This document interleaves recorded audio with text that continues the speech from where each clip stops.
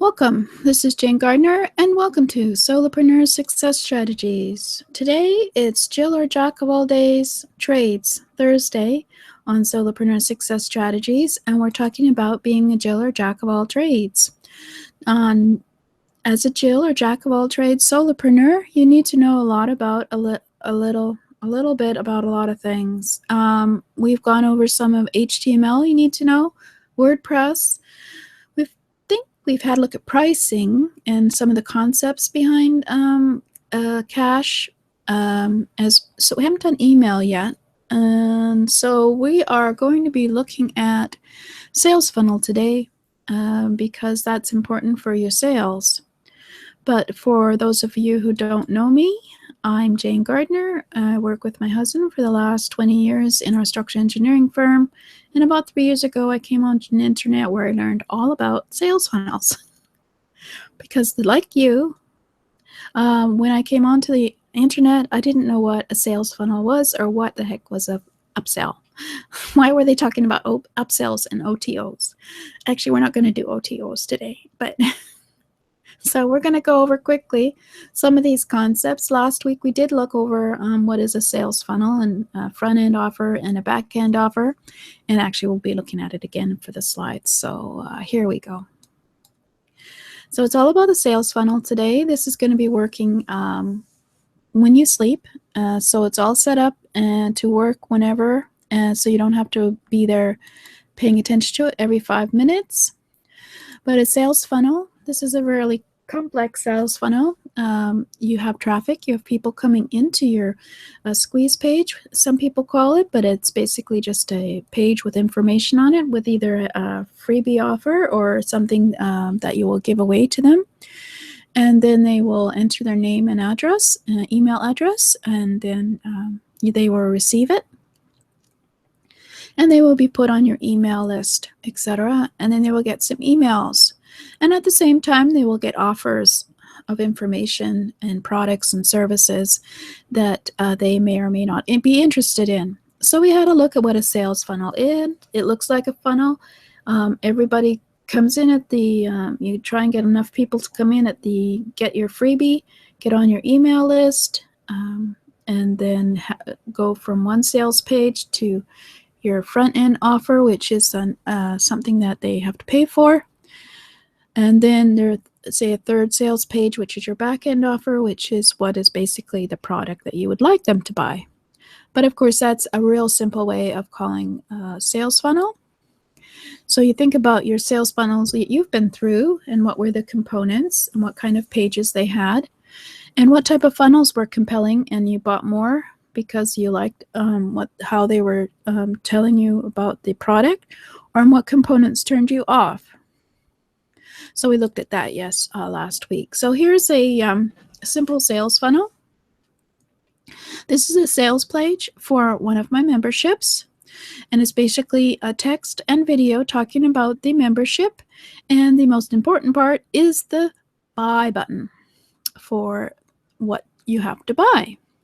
Because your buy button is then connected up to your shopping cart or to PayPal.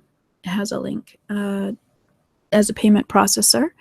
So when they click on the link, the buy button, they go to the shopping cart page where they fill in their name and address and maybe their credit card, or they go to PayPal and then pay for it. And then they are sent automatically to the product, and which turns out here to be a membership. And then in the email, they get the email and password that they can use to go into enter my membership.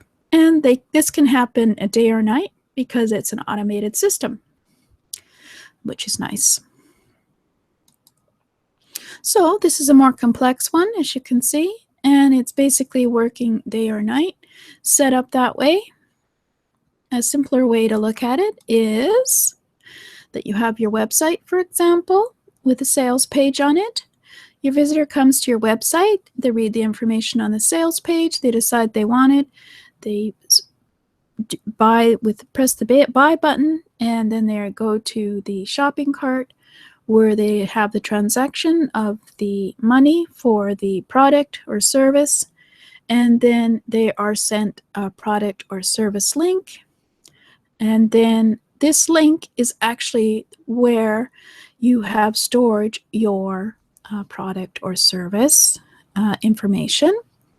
Well, product especially is stored over, say, on Amazon S3. And then they get the link and they click on it and they go and they download their product. So that's part of your business system working for you when you sleep. And you're the happy owner because you get money in the bank. So, for example, I used this previously, a sales system. You have a shopping cart, say like Snap Card or Thrive Card, which is you set up and link it to your bank, and then you link it to a page, your sales page. They click on the buy button, they go to the shopping cart, and they either fill in their Visa or credit card, or they go to PayPal to pay with cash, or they can go to Stripe, for example, and pay with credit card or PayPal. That's a payment processor. And then the money goes to me. So that's the second part of it.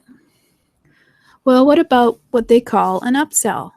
Well, an upsell is the front-end product, let's say, or the back-end product, which is cost a bit more to them. It's a more valuable product.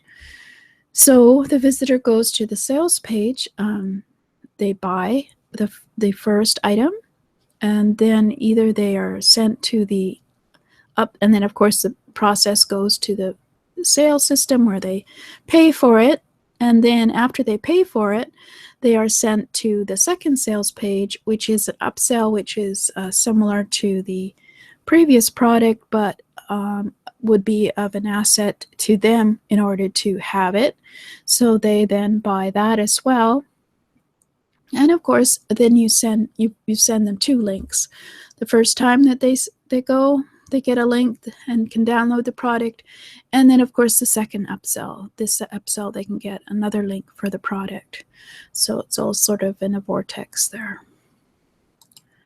So for example, on this diagram, there's an upsell here. So from the freebie, they get their freebie, and they might be sent to a upsell, which is possibly a $7 product that they have to pay some money for. And if they do, then they go on and they get their product. Or if they don't buy it, they might actually get a downsell, get a cheaper product, say for $5, and see if they're interested in that. And if they don't buy that, well, then they are just put onto the email list, and where then they might also, in a series of emails, get maybe an offer on the second email for another product, and they either buy it, or then they get, and if they buy it, they go to the upsell, and if they buy that, then they get the upsell. If they don't buy the upsell, then they go down to the downsell. All very complicated, but not really. Once you start doing it, I'll show you how. So a downsell or an upsell in the sales funnel, it can be on your thank you page after you buy the first product and you just add a buy button. It can be part of the shopping cart process, which sends the visitor to the second sales page, where either the visitor says no thanks to the upsell or no thanks to the downsell, and then they get sent to get their product. It can be part of the shopping cart process as a page visitor is sent to after buying the first product, but before they receive the first product they bought. Sometimes an annoying type of shopping cart process sales funnel that I don't like particularly is you have to go through and say no thanks to various upsells at least 4 or 5 times before you actually see the page where you can download the product they actually bought at the very beginning. If you want to annoy people, that's one way to do it. But if you don't, just try and keep it simple in terms of how many upsells you put onto your sales funnel process. So they go from the sales page to maybe a thank you page. And how about they'd like this other product, which would work well with it. They say no thanks. Then how about this cheaper product, low-end product, and they say no thanks. Then they just go on and they get the email for their product. So as you can imagine, it's a bit complicated. So it's all about flow charting sometimes when it comes to creating your sales funnel. For example, where does this one start? I guess it starts at the top at the front end. It says $17. And they're talking about affiliates here, but we won't talk about that ourselves, so ignore that part. And then there's an upsell to $37. And if they don't buy that, then they can go to the downsell and see if they're interested in another $17 product. And if they buy the upsell one, no, this is the one I don't like, then they can go to another upsell. And if they don't want that, they go to a downsell, or they can go up to upsell 3. This is the one I don't like, but this certainly explains what I was complaining about before you even get your product. Of course, you always get your product usually by a notification by email, so you don't really have to. If you lose your place in the funnel, you don't have to really start over again or anything. So I hope that explains a little bit about a sales funnel. I'm not sure if there's too much else I can explain without actually doing one. So what is important when you're thinking of your sales funnel is, what is the end goal in mind? What is the end result for the customer? What is the product that you want to sell them, whether it's a membership or a front-end product that's worth $500 or whatever, and then work backwards from there when laying out your sales funnel. And of course, as I mentioned last week, try and give something of value to your people on your email list while you're giving them offers as well, because they want to stay on your email list. So keep giving them value and they will. So is your sales funnel working for you? For a sales funnel to be effective and efficient, it needs to be carefully tracked and measured. So tracking and measuring is the most important thing you'll do in the entire sales process. When you monitor each part of your funnel, you can see exactly what's working, what isn't, and what areas of the funnel needs to be tightened up. So yes, there is some work involved with a sales funnel other than bringing people to your sales funnel. You have to make sure that it's actually working as well as you think. So maybe next time we'll look at a flow chart with some conversions on it. Try to explain to you that.